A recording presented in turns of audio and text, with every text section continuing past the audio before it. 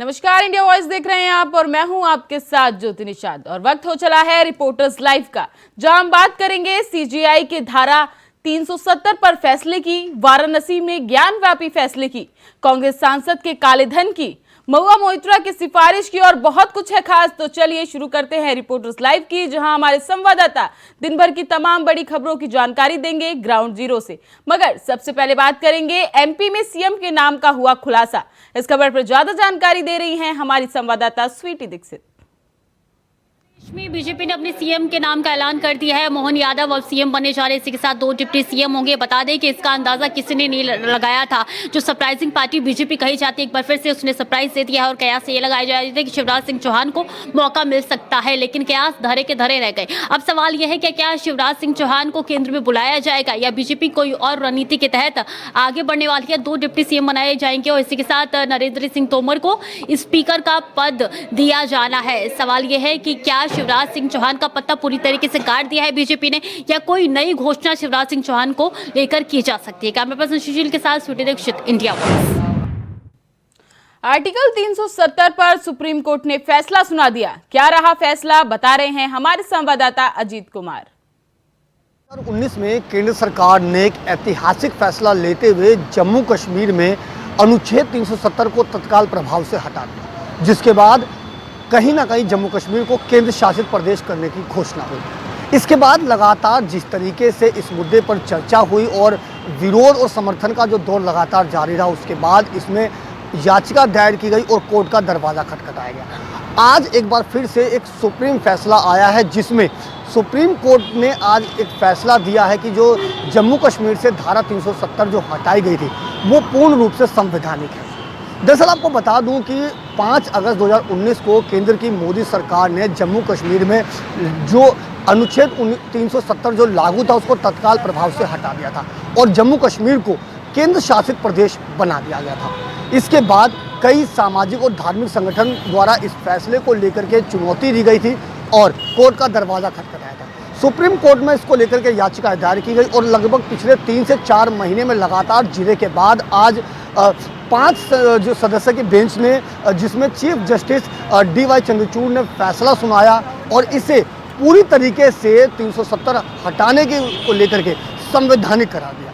साथ ही साफ तौर पर कहा कि इस मुद्दे पर अब किसी भी तरह की चर्चा नहीं की जा सकती। इस फैसले में कई अहम बातें रही, जिसमें सबसे बड़ी बातें ये सामने आई कि जो ये धारा थी संवैधानिक थी और अनुच्छेद 370 जो लागू था वो अस्थायी था और विशेष तौर पर अगर हम कहें तो राष्ट्रपति कभी भी इस धारा को लागू करना या हटाना उसके पास पूरी शक्ति है। इसके अलावा फैसले में ये भी कहा गया कि जल्द ही, जिसकी एक डेडलाइन निश्चित की गई कि 30 सितंबर 2024 तक जम्मू कश्मीर में चुनाव को संपन्न किए जाएं और उसे राज्य का दर्जा दिया जाए। ऐसे कई मुद्दे रहे और ऐसे कई विशेष बिंदु रहे, जिसमें आज सुप्रीम कोर्ट का जो फैसला आया उसको लेकर के विशेष बातें रखी गई।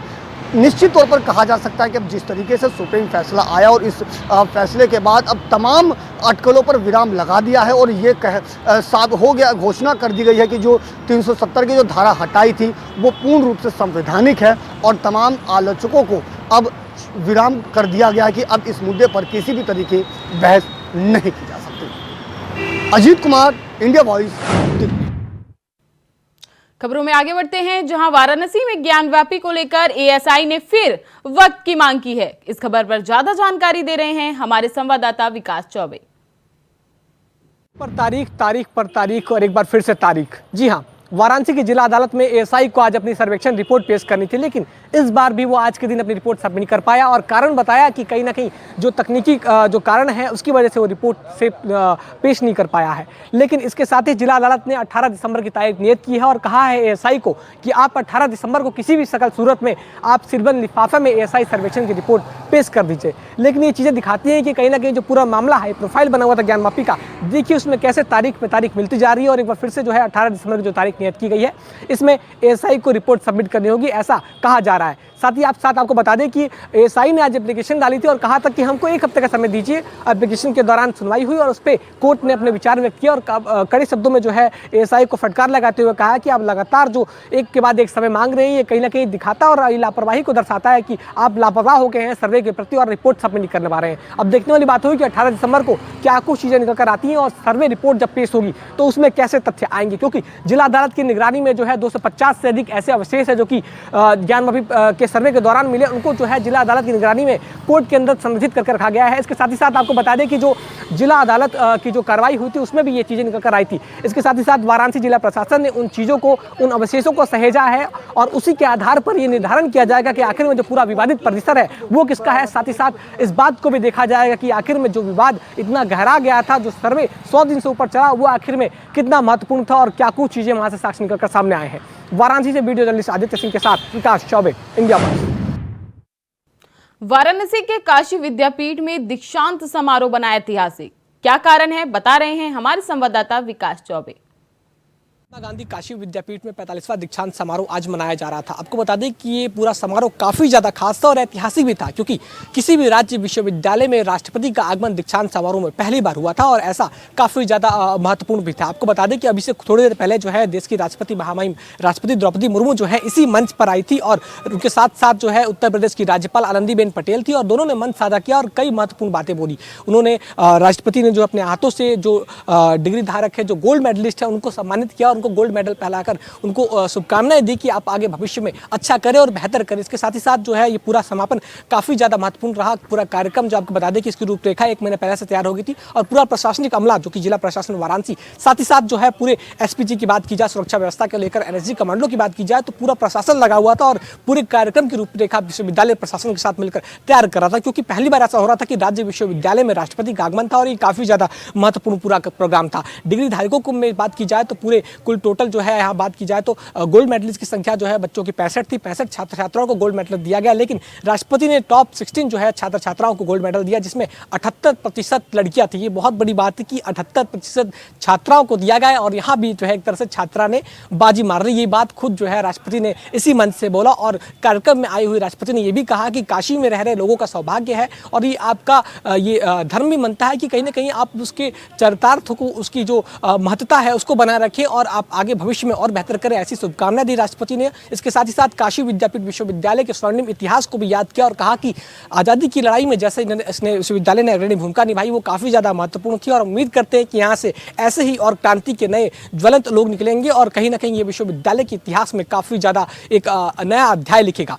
वाराणसी से सहयोगी आदित्य सिंह के साथ विकास चौबे, इंडिया। कांग्रेस सांसद धीरज साहू के ठिकानों पर आईटी की रेड जारी है। इस खबर पर ज्यादा जानकारी दे रहे हैं हमारे संवाददाता तुषार कुमार। कांग्रेस के राज्यसभा सांसद धीरज साहू के घर से अभी भी आईटी की रेड लगातार जारी है। बता दें कि इस दौरान अभी तक टैक्स डिपार्टमेंट को 350 करोड़ से ज़्यादा का कैश बरामद हुआ है। बता दें कि कांग्रेस के सांसद धीरज साहू के ओडिशा और झारखंड ठिकानों पर लगातार अभी तक इनकम टैक्स की रेड लगातार जारी है। इनकम टैक्स ने अभी तक उनके आवास से और आसपास के उनके जो करीबी हैं उनके ठिकानों पर छापेमारी लगातार की जा रही है, जिनके पास से अभी तक 350 करोड़ से ज़्यादा का कैश बरामद किया जा चुका है। बता दें कि कांग्रेस सांसद धीरज साहू के ठिकानों से बरामद कैश की काउंटिंग लगातार जारी है। धीरज साहू के यहां से कैश किसी भी एजेंसी द्वारा एक ही ऑपरेशन में पकड़ा गया अब तक का सबसे अधिक अमाउंट है। बिहार में जातीय जनगणना पर अमित शाह ने दिया बड़ा बयान। क्या है पूरा बयान, बता रही हैं हमारी संवाददाता जूही सिंह।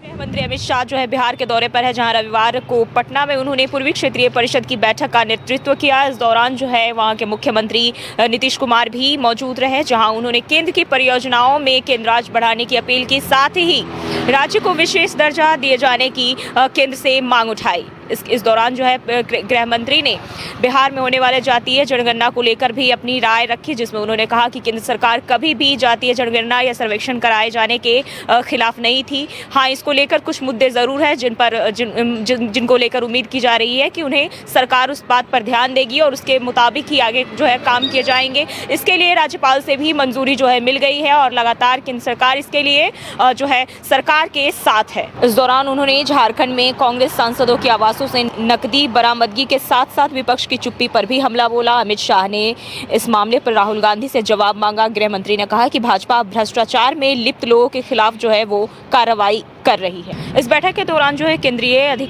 मंत्री और अधिकारी भी इस दौरान मौजूद रहे, जहां जातीय जनगणना को लेकर लगातार चर्चा की गई और अमित शाह ने बार बार इस बात को दोहराया कि वह हमेशा से केंद्र सरकार जो है जातीय जनगणना के साथ रही है, उनके समर्थन में रही है, उनका इसके खिलाफ जाने का कोई इरादा कभी भी नहीं रहा है। कैमरामैन सुशील पहल के साथ मैं जूही, इंडिया वॉइस। अगली खबर की ओर बढ़ते हैं। महुआ मोइत्रा ने खटखटाया सुप्रीम कोर्ट का दरवाजा, क्यों जरूरत पड़ी, बता रहे हैं हमारे संवाददाता तुषार कुमार। क्वेरी मामले में महुआ मोइत्रा को दोषी पाने के बाद उनकी लोकसभा से सदस्यता रद्द कर दी गई थी। बता दें कि इस दौरान अब महुआ मोइत्रा ने सुप्रीम कोर्ट का दरवाज़ा खटखटाया है। इस दौरान उन्होंने लोकसभा की एथिक्स कमेटी के खिलाफ जो आरोप लगाए गए थे महुआ मोइत्रा पर, उनको उन्होंने बेबुनियाद बताया है, जिसके बाद उन्होंने एससी का दरवाज़ा खटखटाया है। महुआ के खिलाफ कैश फॉर क्वेरी के इस मामले में संसद की एथिक्स कमेटी ने अपनी रिपोर्ट्स लोकसभा के पटल पर पेश की थी। एथिक्स कमेटी ने अपनी रिपोर्ट्स में महुआ मोइत्रा को संसदीय आचरण के उल्लंघन का दोषी माना था। इस दौरान प्रस्ताव में उनकी सदस्यता रद्द करने की मांग की गई थी और प्रस्ताव पारित होने पर उनकी सदस्यता रद्द हो गई थी। उन पर आरोप थे कि उन्होंने उद्योगपति हीरानंद से पैसे लेकर लोकसभा में सवाल पूछे थे। इसके अलावा उन्होंने हीरानंद को संसद की लॉगिन आईडी और पासवर्ड भी दिया था। बता दें कि लोकसभा अध्यक्ष ओम बिरला ने इस रिपोर्ट्स पर सत्ता पक्ष और विपक्ष के सदस्यों को चर्चा के लिए आमंत्रित किया था। विपक्ष की ओर से कांग्रेस सदन मनीष तिवारी से चर्चा की शुरुआत की। उन्होंने कहा कि इस मामले में एथिक्स कमेटी द्वारा अपनाई गई प्रतिक्रिया प्राकृतिक न्याय की मूलभूत सिद्धांतों का दामन करती है। बता दें कि सुप्रीम कोर्ट ने वकील और महुआ मोइत्रा के कथित पुरुष मित्र जय अनंत द्रोही ने टीएमसी सांसद पर उद्योगपति दर्शन हीरानंद से गिफ्ट और कैश लेकर संसद में उनके बदले सवाल पूछने का आरोप लगाया था। उन्होंने इस संबंध में भाजपा सांसद निशिकांत दुबे को सबूत मुहैया कराते हुए और पत्र लिखकर महुआ के खिलाफ जांच के अनुरोध किए थे। निशिकांत दुबे ने लोकसभा स्पीकर से इस बारे में शिकायत की थी, जिसके बाद महुआ मोइत्रा के खिलाफ संसद की एथिक्स कमेटी ने जांच शुरू की और जांच में उन्हें दोषी पाया गया, जिसके बाद उनकी संसद सदस्यता रद्द कर दी गई। बता दें कि एथिक्स रिपोर्ट्स में दोषी पाए जाने के बाद महुआ मोइत्रा की संसद सदस्यता रद्द कर दी गई थी, जिसके बाद अब महुआ मोइत्रा ने सुप्रीम कोर्ट का दरवाजा खटखटाया है। कैमरा पर्सन सुशील बहल के साथ मैं तुषार कुमार, इंडिया वॉइस, दिल्ली। अलीगढ़ के एएमयू में हुई फायरिंग के आरोपियों पर इनाम घोषित कर दिया गया है। इस खबर पर ज्यादा जानकारी दे रहे हैं हमारे संवाददाता मोहम्मद शहनवाज। अलीगढ़ मुस्लिम विश्वविद्यालय में लगातार फायरिंग की घटना के बाद अब अलीगढ़ मुस्लिम विश्वविद्यालय प्रशासन और पुलिस प्रशासन अलर्ट मोड पर है। तो वहीं लगातार अलीगढ़ मुस्लिम विश्वविद्यालय के प्रशासन और पुलिस प्रशासन के द्वारा हॉस्टलों में छापेमार कार्रवाई की जा रही है। वहीं बीते दिनों एक अलीगढ़ मुस्लिम विश्वविद्यालय की कैंटीन पर फायरिंग की घटना हुई थी, जिसमें दो गुटों में आपस में फायरिंग की घटना हुई थी और इस घटना में एक एमबीबीएस के छात्र के गोली लगने से एमबीबीएस छात्र घायल हुई थी, जिसके बाद अलीगढ़ मुस्लिम विश्वविद्यालय एएमयू प्रशासन और पुलिस प्रशासन के द्वारा दोनों ही अलर्ट मोड पर नजर आ रहे हैं। जिसके बाद एएमयू प्रशासन के द्वारा लगातार हॉस्टलों में छापेमार कार्रवाई की जा रही है। तो वहीं एएमयू प्रशासन और पुलिस प्रशासन के द्वारा छापेमार कार्रवाई में बीते दिनों कुछ संदिग्धों को हॉस्टलों से गिरफ्तार किया था, जिसके बाद पुलिस पूरे मामले में अग्रिम कार्रवाई करने में जुटी है। इधर एमबीबीएस छात्रा के गोली लगने के बाद घायल छात्रा को जैन मेडिकल कॉलेज भर्ती कराया था, जहां उसका उपचार किया जा रहा था। तो वहीं पुलिस ने इस मामले में एक आरोपी को तत्काल गिरफ्तार किया था, जबकि दो अन्य आरोपी पुलिस की गिरफ्त से बाहर है। आगरा में खाकी ने अपराधियों को चटाई धूल, क्या है पूरा मामला, बता रहे हैं हमारे संवाददाता Aamir Qadri. CCTV footage social media पर बहुत तेजी से वायरल हो रहा है। वायरल वीडियो में देखा जा रहा है कि किस तरह से एक व्यापारी जो कि अपनी गोदाम पर बैठा हुआ था, जिसके बाद में कुछ लोग आते हैं और उसके साथ में मार पिटाई करते हैं। सीसीटीवी फुटेज में क्लियर हुआ है कि किस तरह से व्यापारी को पीटा गया है। इसके बाद में पीड़ित व्यापारी ने आगरा पुलिस की शरण ली है। इसके बाद एसीपी मयंक तिवारी के आदेश पर इंस्पेक्टर सिकंदरा नीरज कुमार शर्मा ने आरोपियों के खिलाफ में मुकदमा दर्ज कर कुछ ही घंटों के अंदर दोनों आरोपियों को गिरफ्तार कर लिया गया है। बातचीत में मालूम पड़ा है कि पैसे के लेन देन में ये झगड़ा हुआ है। दोनों आरोपियों को गिरफ्तार कर लिया गया है, जिन्होंने बताया है कि पैसे के लेन देन में गोदाम में घुसकर मारपीट की गई थी। जिसके बाद में पीड़ित व्यापारी ने आगरा पुलिस की इस आक्रामक कार्रवाई का देखते हुए आगरा पुलिस को थैंक्स बोला है। साथ ही पीड़ित व्यापारी बहुत खुश है कि कुछ ही घंटों के अंदर इंस्पेक्टर सिकंदरा नीरज कुमार शर्मा ने आरोपियों को गिरफ्तार कर कार्रवाई की है। आगरा से आमिर कादरी, इंडिया वॉइस। खबरों में आगे बढ़ते हैं, जहां मिर्जापुर में पुलिस प्रशासन ने की कार्यवाही। खबर पर ज्यादा जानकारी दे रहे हैं हमारे संवाददाता कमलेश कुमार। में जगह जगह मंदिर और मस्जिदों यानी सार्वजनिक जगहों पर छापेमारी आपको बता दें कि मिर्जापुर में भी एसपी अभिनंदन ने ही सुबह से ही जाकर जबीस दे रहे हैं कि हॉर्न जिस प्रकार से लाउड स्पीकर तेज किया जा रहा है, यही अभियान जो काफ़ी समय से चलाया जा रहा है कि इस अभियान में कई जगहों पर लाउड स्पीकर को उतारा गया है। आज सुबह से ही पुलिस दबीस देकर कई जगहों पर छापेमारी की है। कई जगहों मंदिर और मस्जिदों पर भी जाकर जो तेज गति से हॉर्न और लाउड स्पीकर बजाया जा रहा है उसको धीमे गति के लिए बजाने के लिए दिशा निर्देश दिए हैं। और जगह जगह पर जाकर जहां पर बच्चों की पढ़ाई भी हो रही है मदरसे में, वहां पर चेक किया गया है कि जाकर कुशलतापूर्वक अपनी ड्यूटी निभा रहे हैं। मिर्जापुर से कमलेश कुमार, इंडिया वॉइस। मिर्जापुर में छात्राओं ने किया कलेक्ट्रेट परिसर में जोरदार प्रदर्शन। इस खबर पर ज्यादा जानकारी दे रहे हैं हमारे संवाददाता कमलेश कुमार। मिर्जापुर कमला आचार्य के छात्राओं ने जिलाधिकारी को ज्ञापन दिया। वो अपने मांग के उनको शिकायत उनकी ये है कि आचार्य के जो स्कूल में पढ़ते हैं उस वहाँ के जो सीसीटीवी लगे हुए, सीसीटीवी की जो निगरानी के लगे हुए वहाँ के जो प्रिंसिपल हैं और जो वहाँ के प्राचार्य हैं वो जो सीसीटीवी की निगरानी नहीं करने देते। उनका जो साइकिल खड़ा करने का स्टैंड, उनका आरोप उन्होंने लगाया है कि जो साइकिल का स्टैंड है, स्टैंड जो उनकी साइकिल चोरी हो जाती है वहाँ पर कैमरे को नहीं दिखाया जाता है। और उनके रिजल्ट में भी जो घपलाबाजी कर रहे हैं लोग, इसलिए नाराज होकर काफ़ी भीड़ में लोग जिलाधिकारी के यहाँ आकर जो है कि अपनी मांग करते हैं। अपने एक प्रार्थना पत्र के जरिए कार्रवाई की मांग करते हैं कि जाकर जो प्रचार है प्रचार पर कार्रवाई की जाए कि हमारी जो मांगे हमारे जो रिजल्ट होते हैं वो इधर से उधर कर दिए जाते हैं, समय से नहीं दिए जाते हैं और फीस भी लेते हैं। और जो सीसीटीवी की निगरानी के लिए सीसीटीवी लगाया गया है वो जो है कि नहीं दिखाते और जबकि बच्चों को धमकी देते हैं मारने पीटने की। Kamlesh Kumar, India voice, Mirzapur. मैनपुरी में ग्राम प्रधान के खिलाफ शिकायती पत्र सौंपा गया। क्या कारण है, बता रहे हैं हमारे संवाददाता मुकेश कुमार। मैनपुरी विकासखंड घिरोर के बमहौरी आवाहार ग्राम पंचायत का मामला सामने आया है। यहाँ के रहने वाले नगला कुंजी के दीपचंद्र अपने आप को ग्राम प्रधान बताते हुए नजर आ रहे हैं, मगर मौजूदा की हकीकत बताई जाए तो यतेंद्र कुमार उर्फ लाला मौजूदा ग्राम प्रधान हैं और उनके द्वारा ग्राम पंचायत में काफ़ी लंबे समय से विकास कार्य कराए जा रहे हैं। उनकी इंडिया वॉइस की टीम ने वहां जाकर जब पूछताछ की ग्रामीणों से तो उसकी हकीकत सामने आ गई। दरअसल पूरा मामला दीपचंद्र को कार्यभार के लिए कुछ महीनों के लिए नियुक्त कर दिया गया था, जिसके बाद जिला कारागार में निरुद्ध यतेंद्र कुमार को कोर्ट से राहत मिल गई है और जिलाधिकारी अविनाश कृष्ण सिंह ने 25 नवंबर को उनको कार्य दोबारा से दे दिया है। कार्य जो दोबारा मिलने के बाद विकास कार्य होते हुए नजर आ रहे हैं। ग्राम पंचायत पर उन्होंने कार्य शुरू कराया है, तो वहीं कुछ मार्ग उनके कार्यकाल में जो बनाए गए उनकी भी तस्वीरें देखने को मिली हैं। तो ग्रामीणों ने साफ कर दिया है कि दीपचंद जो द्वारा आरोप लगाए गए जिलाधिकारी से इस तरीके की शिकायत की गई घोटाले की, यह पूर्ण रूप से ठीक सत्यता नहीं पाई गई है, झूठ पाई गई है। मैनपुरी से इंडिया वॉइस के लिए मुकेश कुमार। खबरों में आगे बढ़ते हैं, जहां हमीरपुर में डॉक्टर की लापरवाही से गई युवक की जान। इस खबर पर ज्यादा जानकारी दे रहे हैं हमारे संवाददाता रुपेश गुप्ता। के राट कोतवाली क्षेत्र में एक पीताम्बरा हॉस्पिटल के नाम से संचालित था, जिस पर जो वहाँ के डॉक्टर थे और वहाँ के जो गार्ड थे, तो वहाँ पे जो भी था वो जो हॉस्पिटल था वो बिना रजिस्ट्रेशन चल रहा था। अचानक एक युवक की वहाँ पर मौत हो जाती है।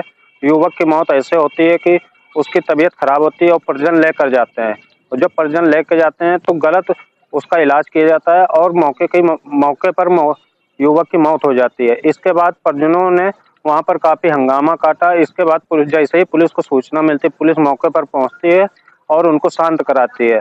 जब हमने बात करना चाहिए सीएमओ से, तो इस मामले को लीपापोती पे लगे हुए थे कि अगर ऐसा कोई भी मामला सामने आता है तो उसके ऊपर कार्रवाई की जाएगी।